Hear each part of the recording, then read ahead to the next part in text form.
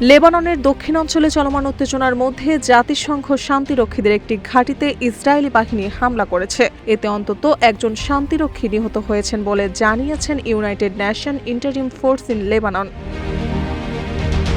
দেশটির রাষ্ট্রীয় সংবাদ সংস্থার বরাতে জানা যায়, মারজায়ুন জেলার আদর্শিত আল কুসাইর এলাকায় অবস্থিত শান্তিরক্ষীদের কন্টিনজেন্ট সদর দপ্তর লক্ষ্য করে গোলাবর্ষণ করা হয়। এতে সেখানে অবস্থানরত ইন্দোনেশিয়ার শান্তিরক্ষীরা ক্ষতিগ্রস্ত হয়েছেন। যদিও ঠিক কতজন আহত বা নিহত হয়েছেন সে বিষয়ে তাৎক্ষণিকভাবে বিস্তারিত তথ্য প্রকাশ করা হয়নি।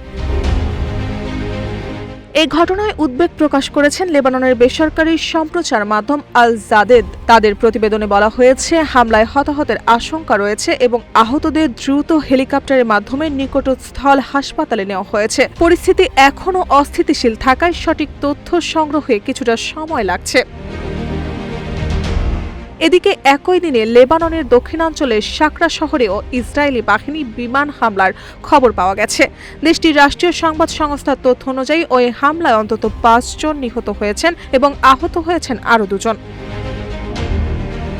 এসব হামলায় লেবানন ইসরায়েল সীমান্তে ক্রমবর্ধমান উত্তেজনারই বহিঃপ্রকাশ বলে মনে করছেন বিশ্লেষকরা। বিশেষ করে শান্তিরক্ষী ঘাঁটিতে হামলার ঘটনা আন্তর্জাতিক মহলে উদ্বেগ সৃষ্টি করেছে এবং পরিস্থিতি আরও জটিল হয়ে ওঠার আশঙ্কা দেখা দিয়েছে। মার্জিয়া মৌ, রূপালী বাংলাদেশ।